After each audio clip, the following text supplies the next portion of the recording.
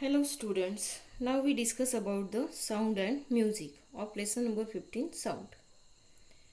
For that we do one activity.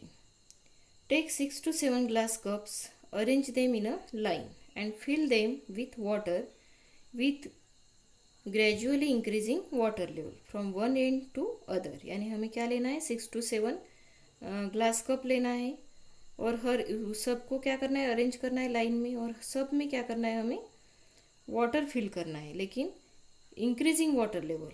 ठीक है, यानी पहले कप में हम पानी डालेंगे उससे ज़्यादा पानी किस में डालेंगे सेकंड कप में, फिर तीसरे कप में उससे ज़्यादा डालेंगे, यानी इंक्रीजिंग वाटर लेवल हमें करना है from one end to other. Take a pencil and struck the cups sequentially. अब एक पेंसिल लेना है और क्या करना है फिर कप को क्या करना है स्ट्रक करना है सिक्वेंशियली। तो क्या होगा the sound generated by each cup will be different, यानी हर कप में से जब हम हर कप के ऊपर क्या करेंगे पेंसिल से स्ट्राइक करेंगे तो क्या होगा due to vibration there is a generation of sound. लेकिन ये जो साउंड प्रोड्यूस होगा तो हर कप से अलग अलग साउंड क्या होगा प्रोड्यूस होगा। Now see here the figure shows जल तरंग फ्रॉम यूट्यूब। ओके, तो आप ये जो है ये क्या है जल तरंग है। So when a cup is struck, waves are set up in air column above the water level in the cup. जब हम कप को क्या करते हैं स्ट्रक करते हैं तो क्या होगा वेव्स फॉर्म होंगी in the air column above the water level in the cup and the frequency of the generated wave depends on the height of the air column inside the glass cup. Since the water level in each glass is different, यानी हर glass में जो water level है वो क्या है different है। The height of the air column in each glass is also different, और जो हाइट है of the air column in each glass वो भी क्या है डिफरेंट है। And therefore the frequency of sound generated by each glass cup will also be different, यानी हर ग्लास में जो साउंड तैयार होगा उसकी फ्रीक्वेंसी भी क्या रहेंगी अलग अलग रहेंगी। So the sound generated is different. An app for measurement of sound frequency may be available on a cell phones. Cell phone की मदद से हम क्या कर सकते हैं साउंड फ्रीक्वेंसी मेजर कर सकते हैं। उसके लिए ऐप क्या किया गया है तैयार किया गया है। Now sound and music.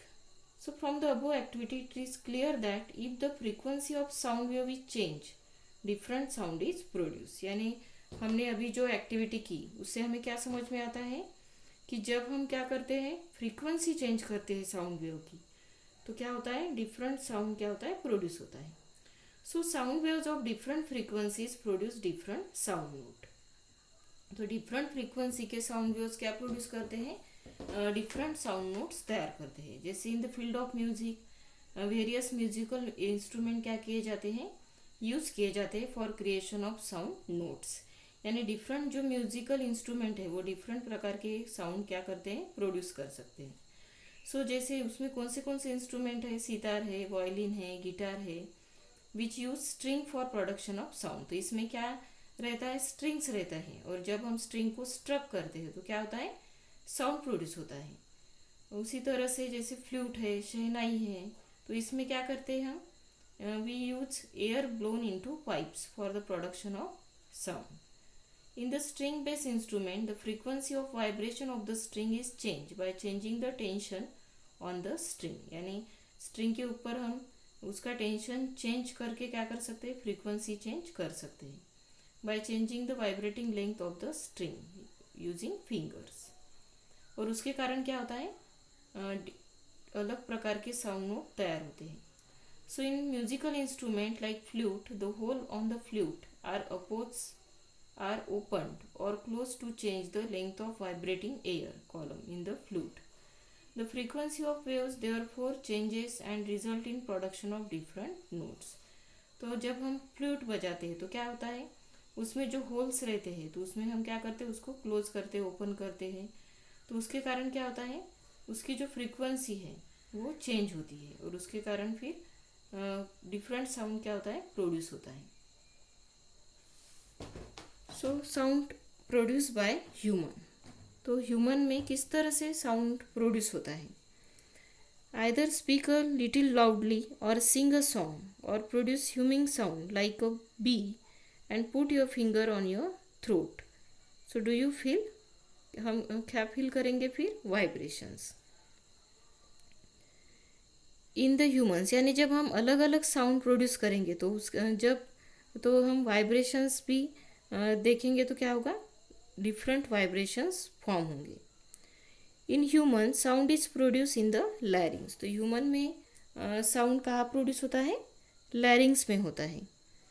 While swallowing food we can feel with our finger a hard bump that seems to move.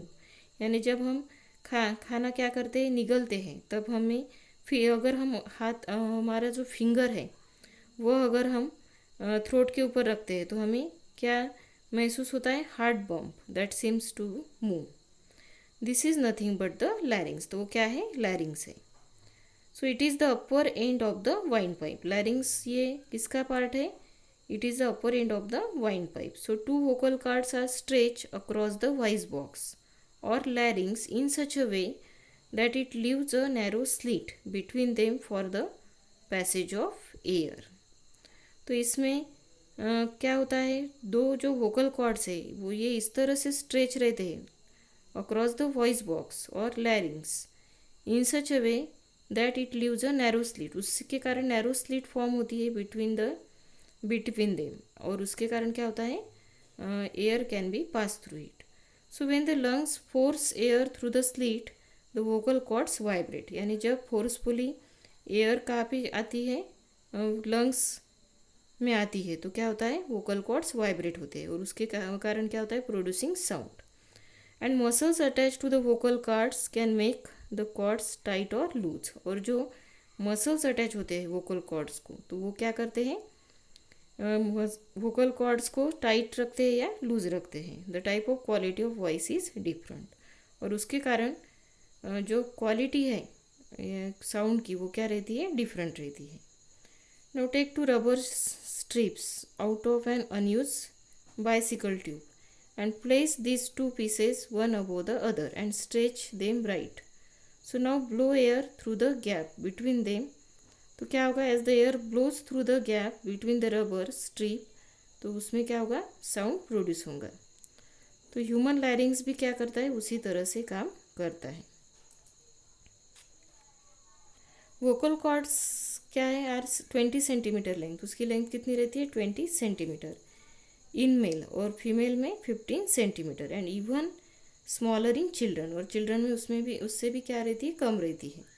So therefore the voice of male female and childrens इसमें क्या है? यानी हर इसमें वॉइस क्या रहता है? अलग रहता है. After that we discuss the sound generation by a loud speaker. तो लाउड स्पीकर में किस तरह से साउंड जनरेट होता है? You know that sound can be produce using loud speaker. यानी लाउड स्पीकर की मदद से हम क्या कर सकते हैं? लाउड स्पीकर की मदद से हम साउंड प्रोड्यूस कर सकते हैं. The internal arrangement in the loud speaker ये किस तरह से रहती है? See the figure 15.6. तो इसमें ये क्या रहता है? एक परमानेंट मैग्नेट रहता है and coil is wound around it. और उस परमानेंट मैग्नेट के ऊपर क्या वुंड रहता है? Coil. And current flows through this coil. It also generate magnetic field. अब इस कॉइल में जब करंट फ्लो होगा तो क्या होगा? मैग्नेटिक फील्ड प्रोड्यूस होंगी. And this you have learn in earlier chapter. यानी हमने इलेक्ट्रिक करंट में ये देखा है. You must have seen it. Two magnets are brought near each other.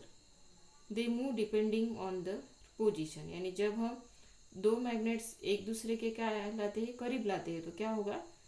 They move depending उनकी पोजीशन के अनुसार वो क्या होते हैं? मूव होती है. So in the same way here depending on magnetic field created due to coil the coil moves back and forth. तो यहाँ पे भी क्या होता है? मैग्नेटिक फील्ड प्रोड्यूस होती है और उसके कारण जो कॉइल है वो मूव होंगी बैक एंड फोर्थ, आगे पीछे. The frequency and amplitude of the movement of the coil depends on the vibration in the current flowing through the coil. अब जैसे कॉइल मूव होंगी तो क्या होगा? कोनिकल जो स्क्रीन है लाउड स्पीकर की which is attach to the coil ये भी क्या होंगी? Also moves back and forth. So we have seen that due to back and forth motion of the prongs of the tuning fork, sound waves are produced. ये हमने देखा है. So, उसी तरह से due to back and forth motion of the loud speaker screen sound waves क्या होंगे, produce होंगे in air. So you can feel this vibration of the loudspeaker screen just by gently touching the screen. यानी अगर हम loud speaker के screen को touch करते तो हमें एक्सपीरियंस हो जाएगा कि किस तरह से वाइब्रेशन हो रहा है या वाइब्रेशन शुरू है.